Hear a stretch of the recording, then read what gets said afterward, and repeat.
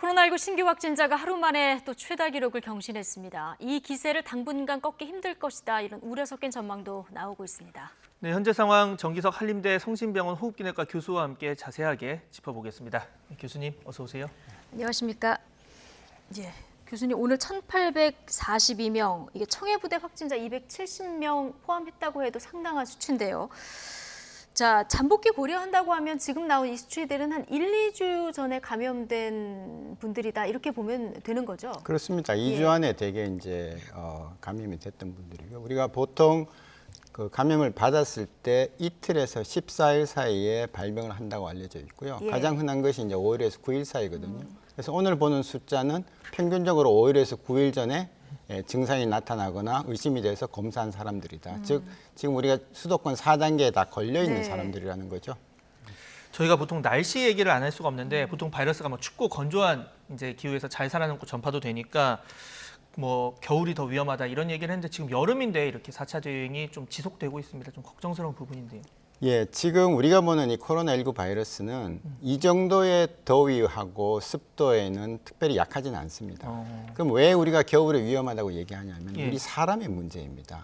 우리 문제죠. 사람들이 방어력이 떨어지거든요. 면역력 같은 그렇죠. 날이 춥고 건조하면 우선 호흡기부터 건조해지기 때문에 우리가 물리적으로 바이러스를 잡아서 바깥으로 밀어내는 그런 능력부터 떨어져서 그래서 이제 겨울에 바이러스 감염이 더 많은 것인데 특히 호흡기 감염이 지금같이 이렇게 대량의 환자가 또 숨어있는 감염자들이 있으면서 이 소위 유행을 밀어 올릴 때는 그때는 뭐 이 정도 날씨 가지고는 어림도 없고 특히 날씨 때문에 사람들이 밀집된 상태에서 밀폐된 장소에 들어가서 에어컨 바람을 쐬고 있잖아요. 그렇기 때문에 오히려 날이 너무 폭염이 지속되면 감염의 위험은 더 높아진다. 여러 가지 그렇게 볼 수 환경 때문에 있습니다. 그렇군요. 그렇습니다. 예. 자, 방역 당국이 이번 4차 유행의 원인으로 델타형 변이 바이러스, 이 얘기 많이 나왔고요. 그리고 이동량 증가를 꼽았는데 실제로 교수님 보면 지금 수도권의 이동량이 좀 줄어들고 있거든요. 그러다 보니까 지금 확산세가 조금 정체되는 모습인데요. 비수도권은 휴가철 때문에 좀 약간 또 이동량이 늘어나는 상황이라서 오늘 보니까 확진자 비중이 35%까지 올랐더라고요. 이 이동량 좀 무시할 수 없는 지표 같습니다. 어떻게 보십니까? 그렇습니다. 그런데 이제 그 이동량이 지금 그렇게 많이 안 줄었고요. 예. 우리가 작년 1차 때는 이동량이 16% 가까이 줄었다고 합니다. 근데 지금은 뭐 지방 늘고 수도권 줄어도 겨우 뭐 줄은 정도가 얼마 되지 않지 않습니까? 한 2.3% 정도. 그렇죠. 2.3% 줄었다고 지금 얘기가 되고 있고요. 예. 그다음에 여기 하나의 이제 함정이 있는데요. 이게 시, 군, 구 내에서 움직이는 것은 이동량에 포함이 안 됩니다. 예, 그래서 작은 시에서 여기저기 다니면서 사람들이 모인다? 그것은 이동량에 치지 않습니다. 네. 자기가 살고 있는 시군구를 벗어나서 30분 이상 있어야 되는 거거든요. 예. 그래서 이 이동량만이 이동량 전체를 대표하기가 좀 어렵다는 걸 참고를 해야 되고요. 또 하나는 이제 교통량의 변화를 보는 것도 방법인데 뭐 그런 지표들은 지금 이제 그렇게 뭐 정기적으로 발표를 하지 않으니까 어쨌든 이동량이 줄여야 사람 안에 있는 바이러스의 양도 이동도 줄기 때문에 그건 너무나 이제 절실한 지표다 그렇게 볼 수 있습니다. 예. 저희가 방금 뭐 이동량으로도 봤지만 수도권은 8%대 줄었고 그리고 비수도권은 4%대 늘었습니다. 는 상황인데 자, 정부가 이제 수도권 거리두기 단계 조정 여부를 발표할 예정이고 많은 얘기들이 나옵니다. 이 단계 지속으로 지금 뭐 잡을 수 있는 상황이 아니다 이런 분들도 있고 그래서 플러스 알파를 요구하는 목소리도 있고 교수님께서 생각하시는 플러스 알파는 어떤 부분입니까? 수도권은 지금 4단계에서 내릴 수는 없습니다. 네. 플러스 알파가 돼야 될 텐데 그 결정을 뭐 어떻게 할지는 모르겠습니다만 만일 여기서 알파가 된다면 뭐 가장 쉬운 것은 이제 그 비필수 시설들을 운영을 줄이고 보상을 해주면 쉽겠지만 그럼 과연 어떤 게 비필수고 어떤 게 필수냐에 대해서 이제 좀 애매한 부분도 있고 하니 예. 그냥 12시부터 밤 12시부터 새벽 4시까지 야간 통행 금지를 하는 것이 어떻겠느냐. 다만 꼭 다녀야 될 사람들한테는 뭐 충분히 통행 권한을 주고 나머지는 한 10시 반이나 11시 되면 다 귀가를 하자.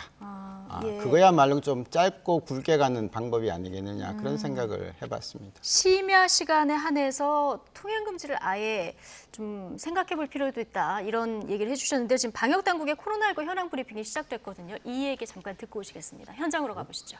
비수도권에서의 확산세도 확인되고 있습니다.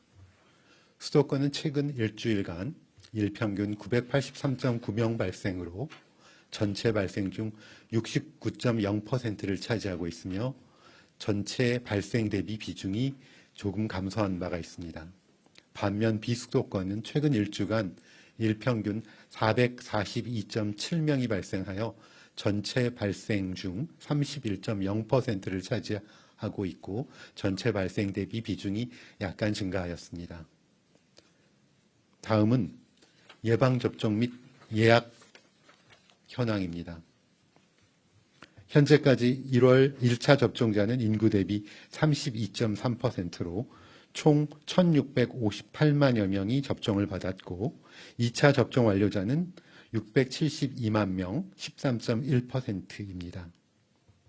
이번 주 월요일부터는 고3 학생 및 교직원에 대한 접종이 진행되고 있으며 32.6만 명, 전체의 50.6%가 접종을 마쳤습니다.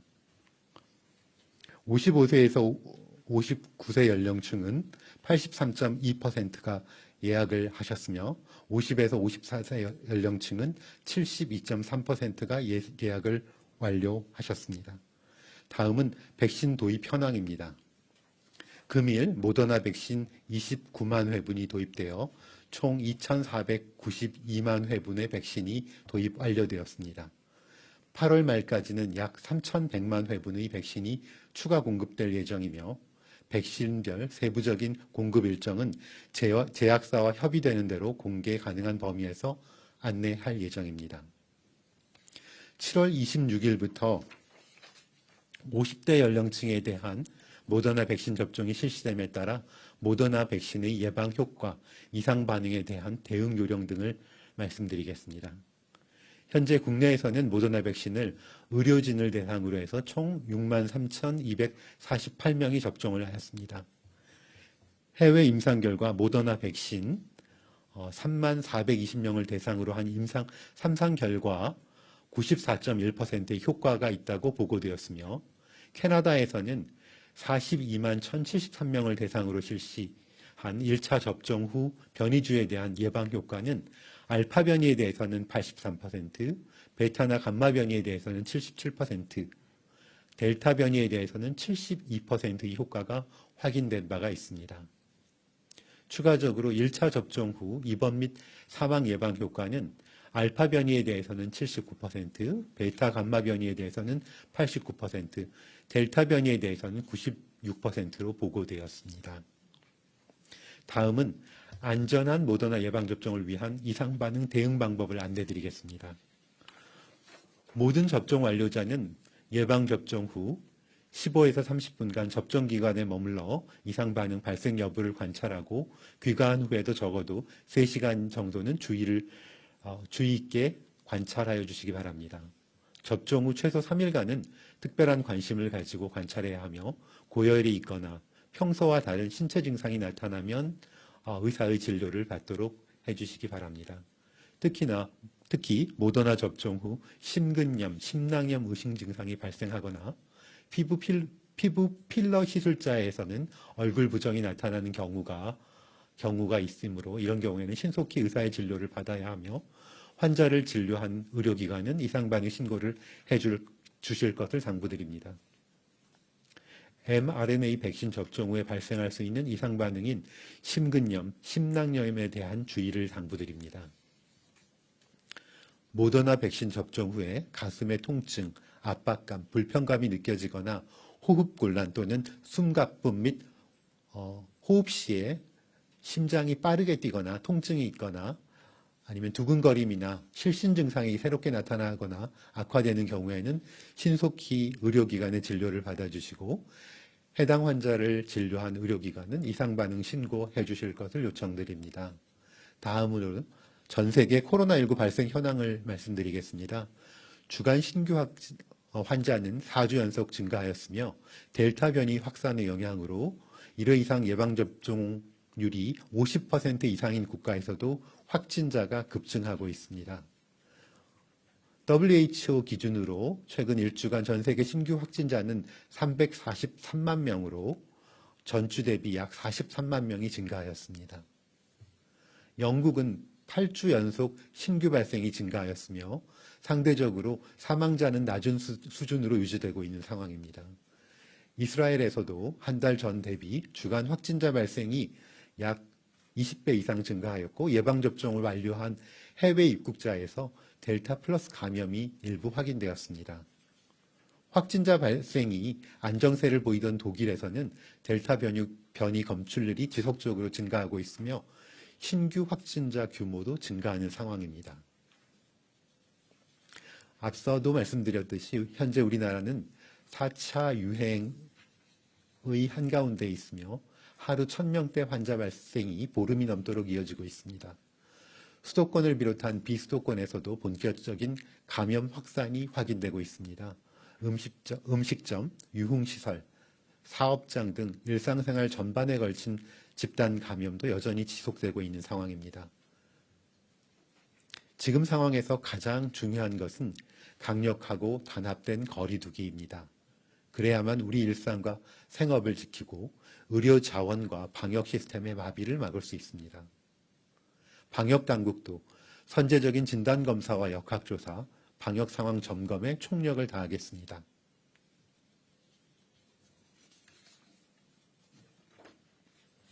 네, 그러면 지금부터 기자님들 질문에 답변 드리는 시간 갖겠습니다. 예, 강력하고 단합된 거리두기가 가장 중요하다는 오늘 방역당국의 설명 다시 한번 있었습니다. 자, 정기석 한림대 성심병원 호흡기내과 교수와 다시 이야기 나눠보겠습니다. 지금 나온 얘기 중에서 오늘 좀 새롭게 들을 수 있는 얘기가 있어서 좀 여쭤보겠습니다. 지금 백신의 임상 결과에 대한 여러 가지 보고들이 나오고 있는데요. 캐나다에서 한 42만 명 대상으로 임상 실험을 했는데 1차 접종만 해도 델타 변이 바이러스에 72% 효과가 있었다. 이런 연구 결과가 있다는 발표가 있었거든요. 교수님 이거 어떻게 봐야 될까요? 만일 그게 사실이라면 굉장히 획기적인 거죠. 네. 72%라는 거는. 왜냐하면 영국에서 델타를 갖고 연구를 했을 때 화이자든 아스트라든 두 개 가지고 연구를 했는데요. 공이 예방률이 33%밖에 안 됐습니다. 네. 예, 근데 이제 모더나는 1회 가지고 한 거니까 물론 이것도 이제 화이자 아스트라도 1회입니다만은. 근데 제가 보기에는 지금 이 델타는 1회 가지고는 안심할 수 있는 수준은 아닙니다. 예. 캐나다에서 42만 명을 대상으로 했더라도 거기는 땅이 넓고 사람들의 아무래도 모여 있는 밀집도가 낮은 나라이기 때문에 네. 우리나라랑 똑같다고 절대로 간주할 수는 없습니다. 적어도. 예, 그래서 그냥 하나의 참고치고요. 네. 결국은 조금 더 우리랑 유사한 환경에 있는 어떤 나라, 영국이 사실 우리랑 유사하거든요. 거기에서 나오는 예를 들어서 모더나 데이터가 나왔다 그러면 조금 더 참고를 할 수 있겠지만, 그럼 지금 모더나가 화이자나 아스트라의 2배씩이나 1차 접종으로 효과가 있다. 저는 그렇게 보지는 않습니다. 그러면 지금 영국의 자료를 보면은 1차 때 화이자가 36%, 그리고 아스트라제네카가 30% 정도 1차 접종 효과가 있고 2차 접종을 해야 이게 이제 88%, 67% 이렇게 올라가는데 네. 이 경우를 조금 더 마음에 두고 있어야 된다 이런 말씀이시군요. 그렇습니다. 지금 영국 데이터가 오히려 더 맞는 것 같고요. 예. 왜 그런가 하면은 네. 지금 이스라엘을 보십시오. 이스라엘 같은 경우는 모더나가 아니고 물론 화이자긴 하지만 돌파 감염이 굉장히 많거든요. 환자가 굉장히 많이 생기고 있습니다. 네. 2번을 다 맞았는데도 불구하고. 그럼 모더나와 화이자가 똑같은 mRNA 백신인데 델타에 대해서 특별히 다를 것이냐. 예. 물론 연구가 필요합니다만 네. 저는 그렇게 이렇게 2배씩 차이가 나리라고는 지금 아직까지 자료로는 상상할 수가 없기 때문에 예. 조금 더 자료가 나올 때까지 그냥 지켜보는 것이 낫겠다 이렇게 예. 봅니다. 자, 백신에 대한 얘기 조금 더 해보면요. 지금 델타 변이에 얼마나 효과가 있을지 이 부분도 그렇지만 또 돌파 감염 문제도 있지 않겠습니까? 그래서 지금 우리 당국 통계에 따르면은 10만 명당 얀센이 좀 많은 편이에요. 32명. 아스트라제네카 같은 경우는 13.1명, 또 화이자는 4.4명인데 유독 이 돌파 감염 사례가 얀센에만 좀 많이 나오고 있습니다. 이게 좀 어떤 이유고 좀 이례적으로 높은 비율인지 아니면 일반적으로 이 정도 나오는지 이 부분도 궁금하거든요. 우리가 지금 10만 명당 그렇게 나오는 것은 이례적으로 높은 비율은 아닙니다. 자, 생각해 보십시오. 바이러스를 막을 수 있는 예방률이 70%에서 한 90% 되는 백신을 우리가 맞고 있습니다. 네. 그러면 100명이 백신을 맞았을 때 70%가 예방이 되면 30%는 돌파 감염이 된다는 거죠. 예. 예. 그런데 지금 왜 우리는 이렇게 적게 나오느냐? 이거는 철저한 조사를 전체 조사를 안 해서 그런 겁니다. 발견되는 것만 찾기 때문에 이런 것이고요. 그래서 그렇게 나쁘진 않은데 이제 비교해서 얀센이 조금 더 많이 나오는 이유는 얀센은 사실은 좀 있으면 아마 두 번째 부스터 하는 스스로 한 연구가 나올 겁니다. 얀센 예. 회사에서. 그럴 정도로 처음부터 두 번을 놓겠다는 생각을 갖고 만든 백신이고요. 이제 하필이면 우리나라에서 이제 20, 30대가 제일 많이 맞았기 때문에 그렇죠. 그분들이 젊은 확산 남성들이. 범위가 워낙 예. 넓어서 아무래도 좀 부주의한 것 등등으로 해서 조금 더 돌파 감염이 생기지 않느냐 그렇게 보는데 다만 얀센도 백신의 효과는 굉장히 좋습니다. 70%가 넘는 걸로 나오고 있기 때문에 한 번 맞아서 네. 이것도 아직은 데이터가 좀 충분치 않으니 좀 더 지켜볼 필요가 있겠다 그렇게 봅니다. 자, 하나만 추가로 여쭤보면 뭐 제 친구들도 얀센을 많이 맞았는데 그러면 지금 상황에서 얀센 백신의 이제 부스터 샷 고려를 해야 할지 그리고 또 얀센 백신이 아니라도 다른 화이자나 모더나로 이제 교차 접종을 해서라도 뭐 부스터 샷 이야기도 해외에서는 나오고 있는 것 같은데 이 부분 좀 어떻게 봐야 될까요? 모든 의료 행위는 연구가 필요하고 정확한 데이터가 나와야 되거든요. 아직까지 데이터는 안 나왔는데 지금까지 나오는 걸 보면 얀센을 맞고 추가로 mRNA 백신을 맞았을 때 델타를 비롯한 여러 가지 지금 우리가 보고 있는 바이러스에 대한 항체가 더 많이 생기는 건 사실인 것 같습니다. 다만 항체만 많이 생긴다고 그것이 면역력을 올려서 사람이 정말 그 바이러스를 막을 수 있느냐까지 연결되는 것은 또 다른 문제입니다. 예. 우리가 어느 정도 밥을 먹으면 배가 부르고 더 많이 먹어도 크게 만족하지 않듯이 항체도 어느 정도만 있으면 내 몸에서 바이러스를 막아줄 수 있는 거지 항체만 무조건 많이 만든다고 되는 건 아니거든요. 예. 그래서 그런 이유로 지금 각 회사에서 2번 이어서 3번을 놓거나 얀센도 1번을 놓거나 하는 연구를 하고 있지만 아직까지 결론은 지금 안 내리고 있는 그런 상태거든요. 조금 예. 더 그것도 역시 지켜볼 필요가 있다 그렇게 예. 봅니다. 자, 지금 이 코로나19 확산세가 꺾일지 아니면 더 확산될지 기로에 선 상황이라 굉장히 중요한 시점인데 앞서 거리두기 단계 지금 수도권에서 내릴 수는 없다 얘기해 주시면서 플러스 알파 조치로 12시에서 4시 정도 그 특정한 시간대를 정해서 아주 필요한 일이 아니면 통행을 좀 금지하는 것도 방법이다 얘기를 해주셨는데 사실 뭐 생필품이라든가 약 사는 거 이외에 해외에서는 이렇게 금지를 한 사례도 과거에 있긴 했습니다. 자, 이거 더하기 교수님 보시기에 지금 지방도 이쪽을 막으면 이쪽으로 이제 놀러가고 이런 현상이 있다 보니까 이제 풍선 효과 나타나고 있지 않습니까? 비수도권까지 좀 일괄 여러 가지 그 방역 단계를 일치시키는 거, 이 조치는 어떻게 보십니까? 예, 필요하다고 봅니다. 필요하다고 보십니까? 예, 왜냐하면 지금 새로운 4단계 방역 지침에 의하면은 전국적으로 1,000명이 넘으면 예. 2,000명 안에 사이에서는 3단계 발령할 수 있게 돼 있습니다. 예. 시군구에서도 할 수 있고 중대본에서도 할 수 있습니다. 그러면 일괄적으로 비수도권에 3단계를 하고 스스로 4단계 하고 이제 4단계 유지를 하고 그다음에 정말 교고지나 뭐 도서지방에 정말 필요가 없다고 생각하는 자치단체에서는 우리는 그러면 3단계에서 좀 낮추겠다. 그러면 예외적인 지역을 몇 군데 두는 대신에 전체적으로 3단계를 가는 것이 맞을 거고요. 왜냐하면 지금 수도권에서 시작해서 이제 지방으로 내려가고 비수도권으로 내려가고 있기 때문에 비수도권이 어느 정도 환자가 발생해야 이게 끝납니다. 예, 앞으로 발생할 거라는 거죠. 그렇다면은 눌러주지 않으면 지금보다 더 많은 숫자를 보게 될 거라는 거죠. 제 교수님, 예. 이 4차 대유행 원인 중 지금 하나로 뭐 얘기가 계속 나오는 게 자가 검사 키트 관련한 얘기가 나오고 뭐 의료 전문가분을 뭐 다들 보조적인 수단으로 사용해야 된다라고 얘기를 하는데 그 가운데서도 이제 실제 어느 정도까지 이제 사용할지 이런 부분에 대해서는 조금 뭐 이견이 있습니다. 이 좀 혼선도 있을 것 같고 좀 교수님 이 자가 검사 키트 관련 생각 어떠십니까? 자가검사 키트는 정확성이 떨어지기 때문에 제가 우리나라 같은 환경에서는 그렇게 썩 필요하지 않다 그런 말씀을 몇 번 드린 것 같은데요. 예. 왜냐하면요. 바이러스가 우리 몸에 들어오면 바이러스가 증식을 합니다. 올라가서 제일 높은 데까지 갔다 이렇게 떨어지거든요. 네. 그 전 과정을 우리나라에서 지금 어디서나 할 수 있는 PCR 검사라는 건 그걸 다 양성으로 만들어 줍니다. 예.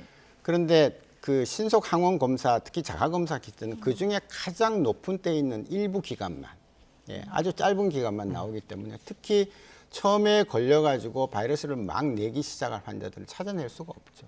그래서 나는 음성이다 그러고 안심하고 다녔는데 그 다음부터 바이러스가 막 오르기 시작하는 거죠. 그런 부분들을 찾아낼 수가 없고 뭐 성적이 워낙 다양합니다. 뭐 민감도가 20%부터 뭐 90%까지 나타나는데 제가 네. 보기에는 절반은 안 된다고 보고요. 아, 절반이 안 된다. 그렇다면은 환자가 환자로 판명될 확률이 절반이 안 되는 것은 예. 사실은 그것은 검사로서의 가치가 많이 떨어진다 이렇게 봐야겠죠. 알겠습니다. 지금 여러 가지 상황 중에서 집단 감염 사례 중에서 청해부대 사례 관련한 질문을 좀 몇 가지 드리겠습니다. 오늘 한 명이 더 늘어서 301명 중에서 270명, 지금 90% 정도 감염이 됐거든요. 교수님, 뭐 앞으로 추가 확진자가 더 나올 가능성도 배제할 수 없는 상황인데 어떻게 보고 계십니까? 아마 저 301명은 전 예. 다 걸렸다고 봅니다. 다 걸렸다. 예. 지금 찾아지지 않는 분들은 이미 스스로 나은 사람들이 또 꽤 있을 겁니다. 이제 항체 검사를 다 할 건데요. 네. 항체 검사를 하면은 음성 나온 사람들 중에서 항체가 있는 사람들이 있을 겁니다. 그러면 초기에 걸렸다가 무증상으로 혹은 증상이 있더라도 보고를 안 하고 그냥 나아버린 사람들이죠. 굉장히 놀라운 일입니다. 사실은 암만 어떤 폐쇄된 공간에서 오랫동안 같이 생활을 했다 하더라도 저렇게 90% 이상 지금 나오는 저렇게 감염이 될 수가 있을까?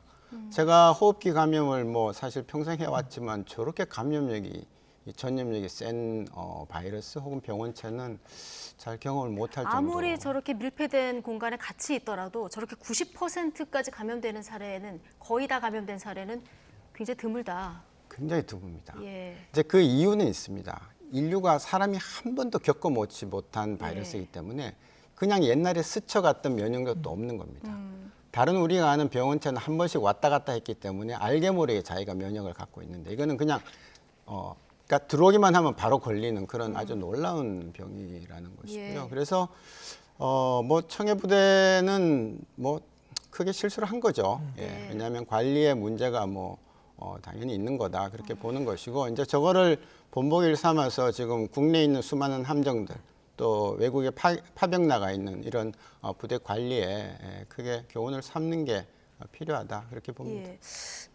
관련해서 하나만 더 질문드리면 교수님, 이게 감염률 90%는 거의 초유의 사태다 말씀을 하셨는데 그러면 사실 어떻게 된 건지 역학조사도 필요한데 자, 이 문무대왕암 이 역학조사 전에 현재 소독이 먼저 이루어졌다. 어제 한 언론 이런 보도가 있었습니다. 그런데 거기에 이제 교대하러 간 장병의 감염도 또 생각해야 되는 상황 아니겠습니까? 둘 다를 고려했을 때 어떻게 하는 게 매뉴얼대로 하면 맞는 겁니까? 우리나라 군이요. 예. 저도 군대에서 39개월을 봉사를 했지만 이 우수한 자원이 참 많습니다. 국군 의무사령부가 있습니다. 얼마든지 환경 검체를 채취하고 소독을 할 수 있는 그런 능력을 갖고 있고요. 네. 그 장병을 당연히 보호하죠. 그럼 여기 있는 의료진들은 환자를 직접 보면서 왜 병에 안 걸리겠습니까? 예. 얼마든지 우리가 장비도 있고 방법이 다 있습니다. 방호복 같은 걸 입고 들어가서 그렇습니다. 들어가서 제일 중요한 지금 이제 환기 시설의 문제니까 환기구라든지 손잡이, 식당, 침실 등등에서 채취만 하면 됩니다. 예. 검체 채취해서 보관해서 그냥 그 들고 귀국했으면은 역학조사 할 수 있고 그게 왜 중요한가 하면은요. 다른 함정 똑같습니다, 지금.